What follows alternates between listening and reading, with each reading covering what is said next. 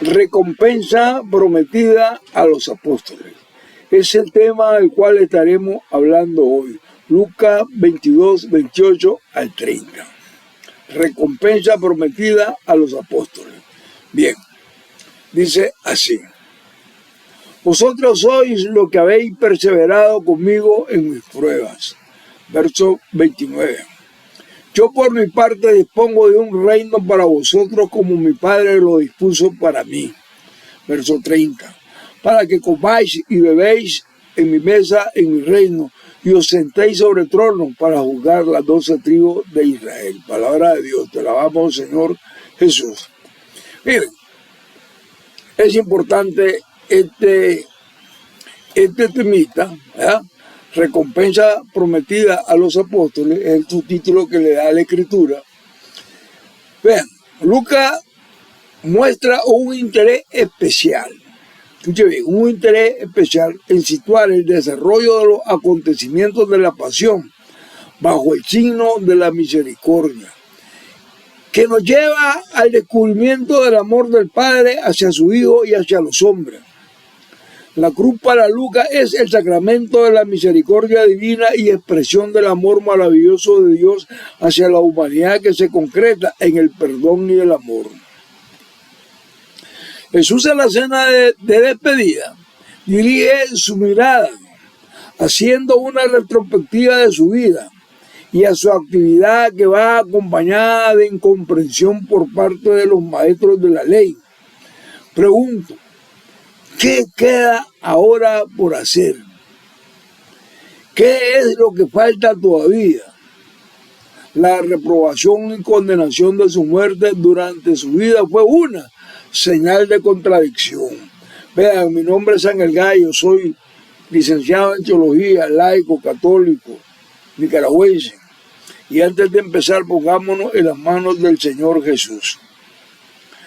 Amado Señor Jesús, hoy más que nunca, Señor, me postro ante tus pies y te pido de todo corazón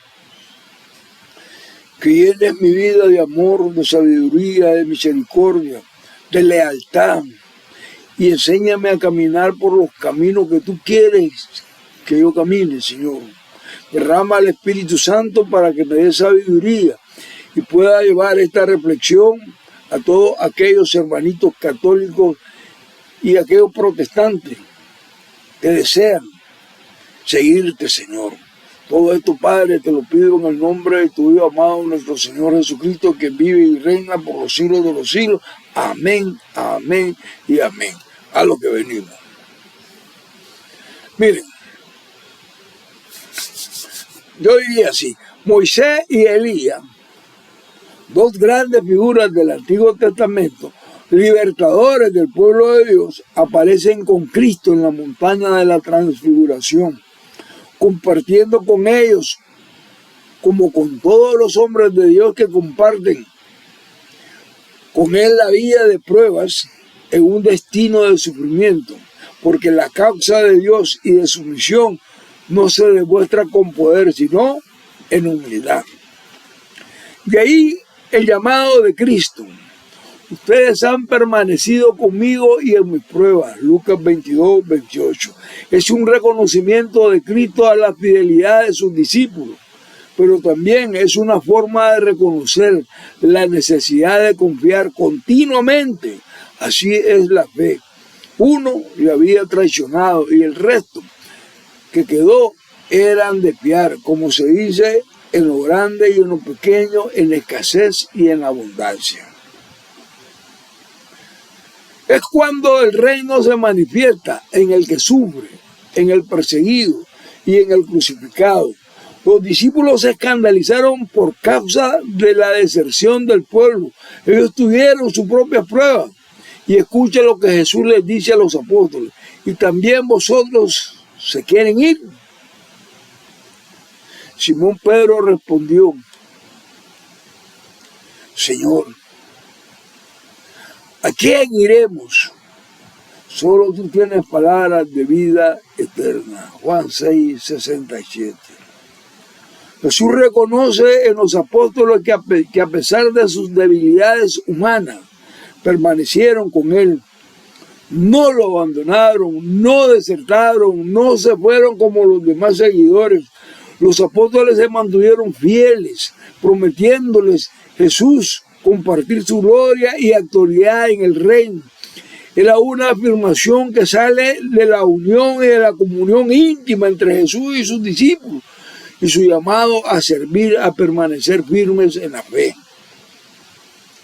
Alcanzar el reino de los cielos no es para el que empieza a tener paciencia, sino para que el que persevere, porque la perseverancia es la que se llama constancia o fortaleza del espíritu y debe extenderse a todo ser como el fundamento de todas las virtudes.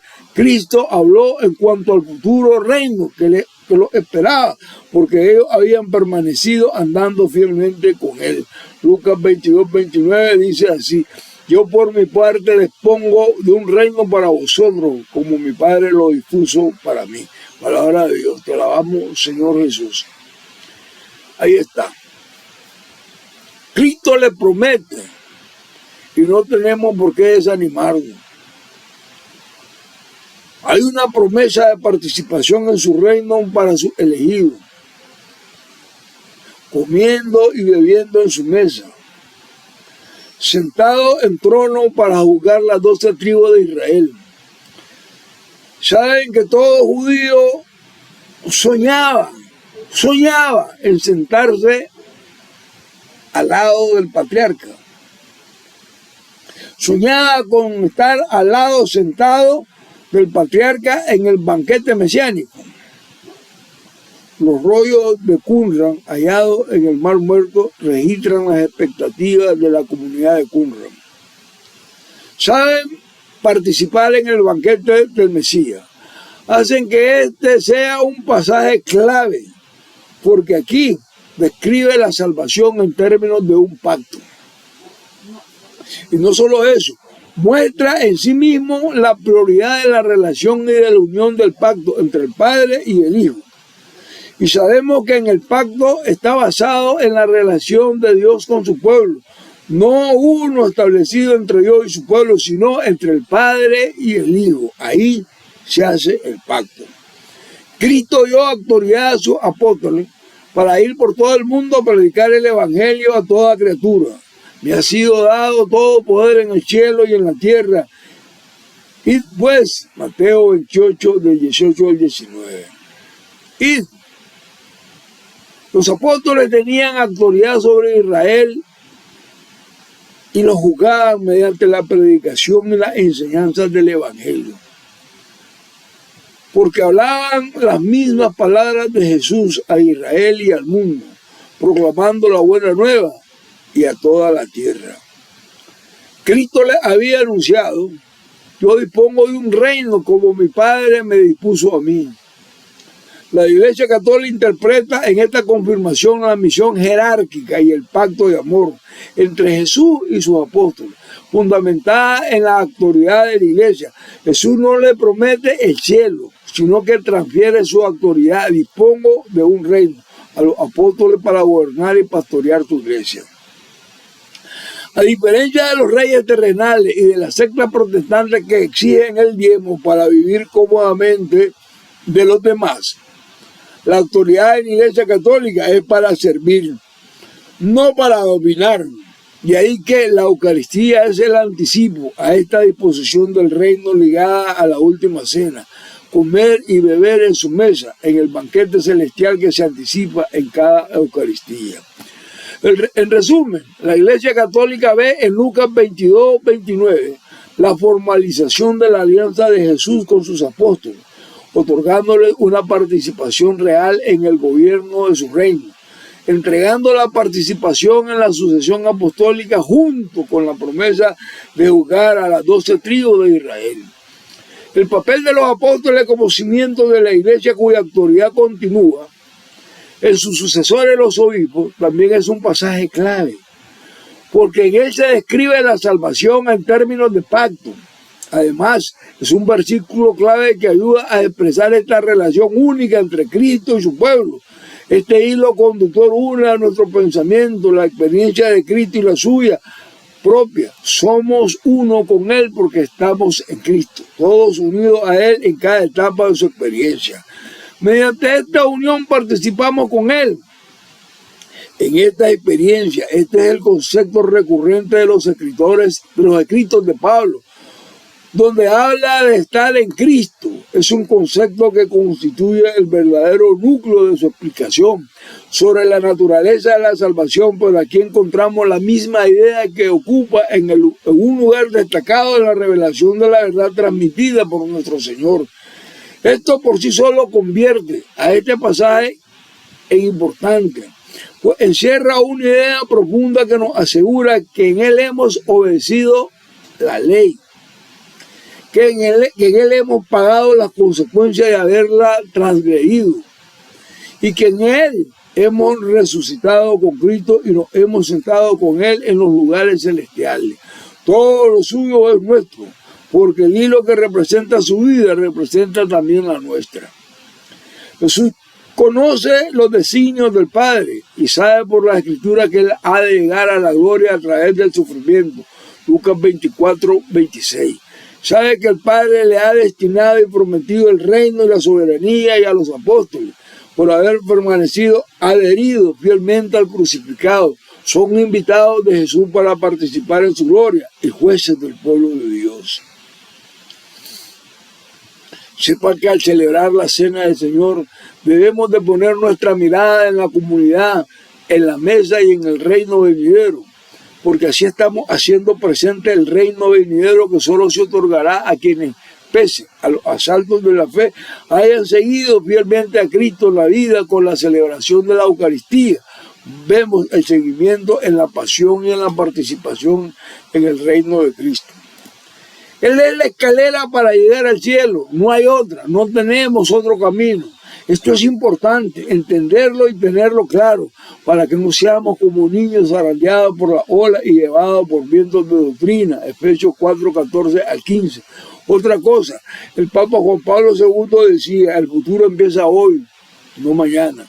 Es una invitación a hacer hoy los cambios que afectarán nuestra vida mañana. La pregunta, tú y yo hemos propuesto, o tú y yo nos hemos propuesto a ser portavoz de la palabra a través de nuestra fe, en el sentido de caminar y ayudar a caminar a otros, en la Iglesia Católica dando testimonio de vida que hace que nos entreguemos cada día más. Y no lo dude, es el espejo claro en el que muchos, al ver nuestras buenas obras, glorifiquen al Padre que está en los cielos.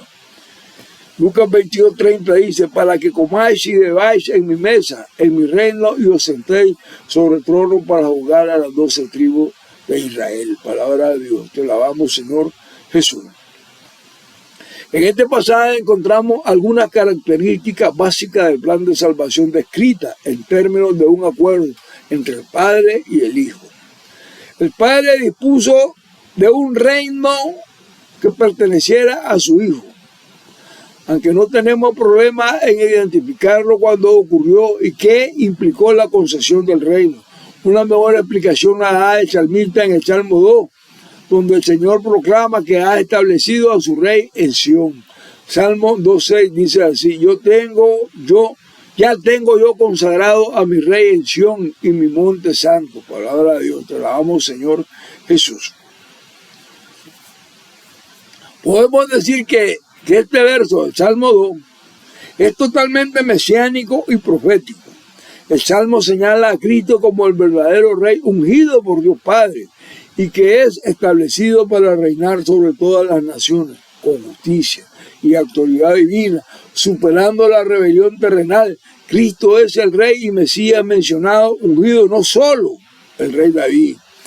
Este nombramiento alcanzó su máxima expresión cuando Cristo resucitó entre los muertos, siendo constituido príncipe y salvador, Hechos 5:31. Entonces se sentó a la diestra del Padre, esperando que todos sus enemigos fueran sometidos, Hechos 2:34 al 35.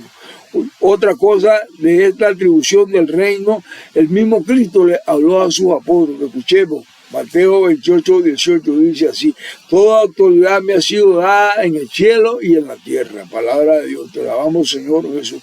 Es el mandato final de Cristo a sus discípulos, estableciendo su autoridad. Toda autoridad me ha sido dada, dice él, enviándolo a ser discípulos en todas las naciones. ¿Qué implica? Ir a bautizar, a enseñar la obediencia de sus mandatos, respaldado por su presencia constante hasta el fin de los tiempos, dejando así establecida la misión de la Iglesia Universal Católica por su presencia continua. Mateo 7, del 7 al 8 dice así: pedid y se os dará, buscad y hallaréis, llamad y se os abrirá. Verso 8, porque todo el que pide recibe, el que busca halla, y el que llama se le abrirá. Palabra de Dios, te alabamos, Señor Jesús. Es una enseñanza en la oración, confiada, perseverante y humilde en la voluntad de Dios. No se trata simplemente de una buena idea. El propósito está recordarnos una vez más la profundidad y la seguridad del plan de salvación. El pacto entre el Padre y el Hijo, que son el fruto posible para la salvación. No hay nada más seguro que un pacto, nada más firme que un pacto entre el Padre y el Hijo. Pensemos en Cristo como profeta, sacerdote y rey, como maestro, pastor y amigo, como Mesías, siervo sufriente e hijo del hombre, y mucho más. Ahora sepan que en el Antiguo Testamento la idea para describir la relación con Dios y la humanidad solo será posible en un pacto. Ejemplo, el diluvio se establece por un pacto que Dios hace con toda la humanidad. Génesis 9, del 9 al 10.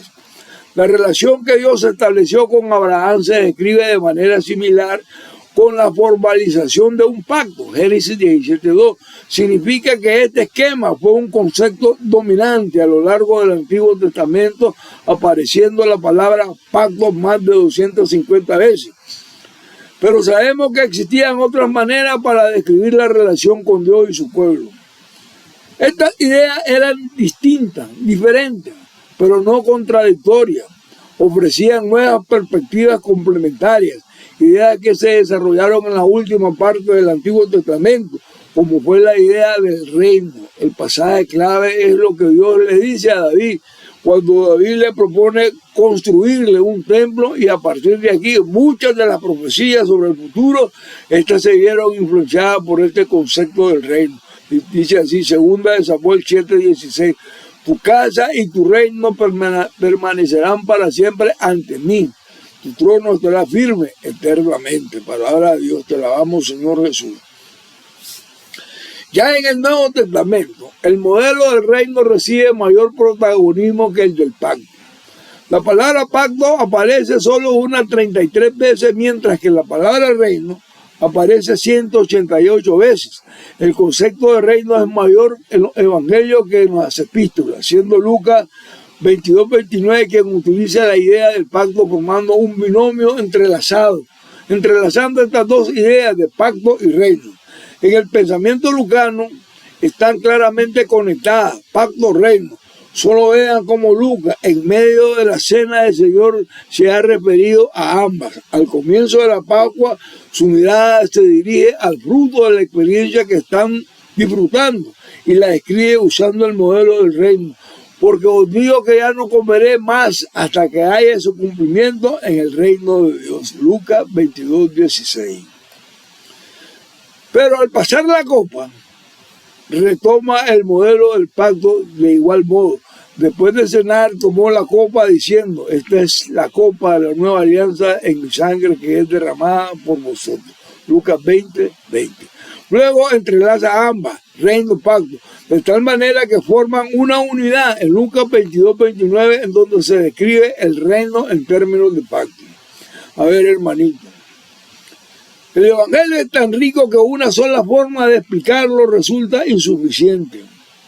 Debemos identificar los diferentes modelos, distinguirlos claramente y analizarlos uno por uno.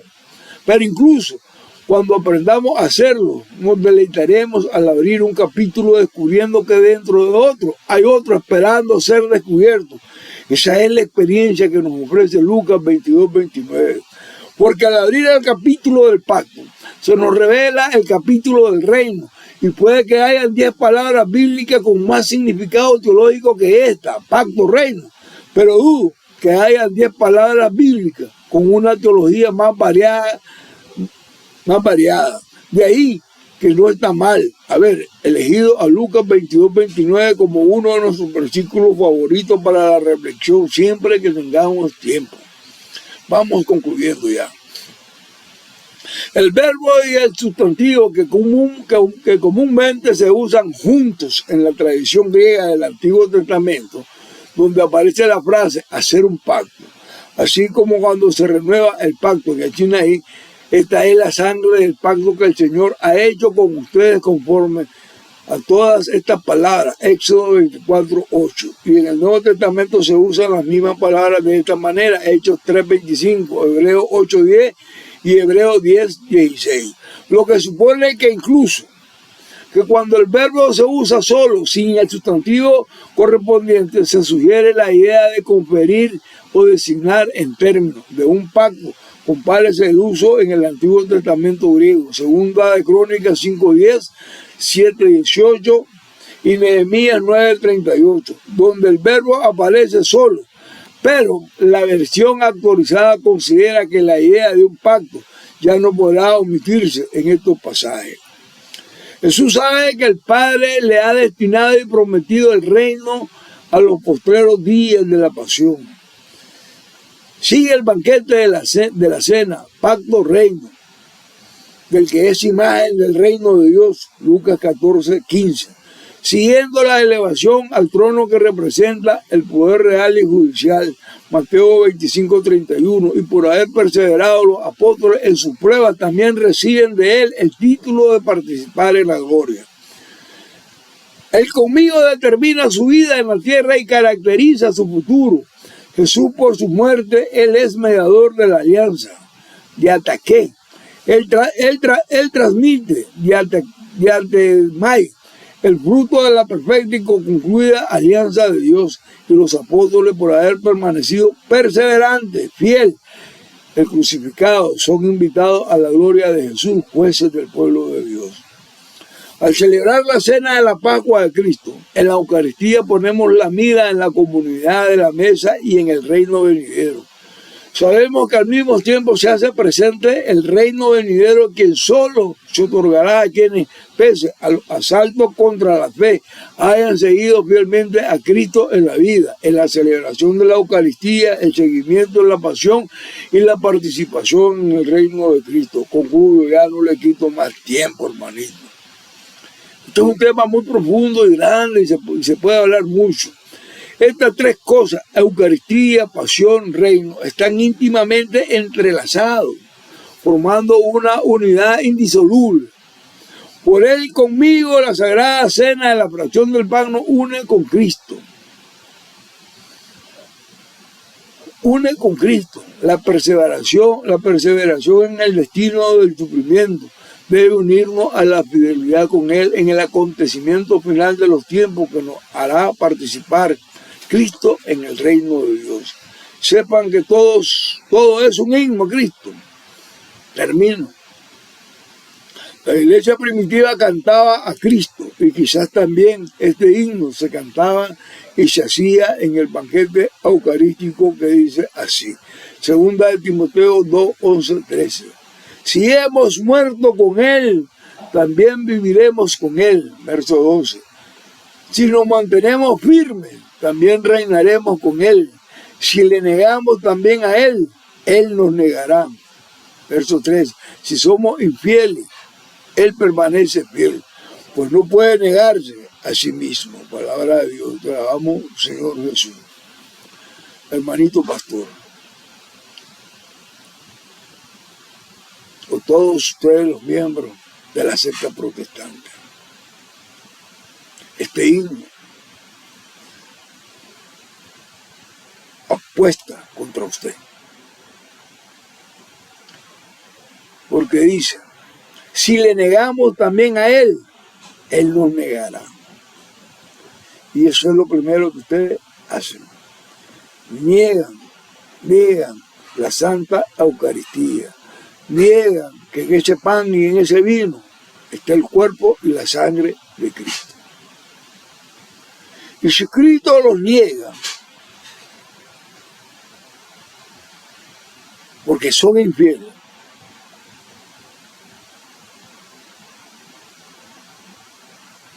¿quién los salvará a ustedes?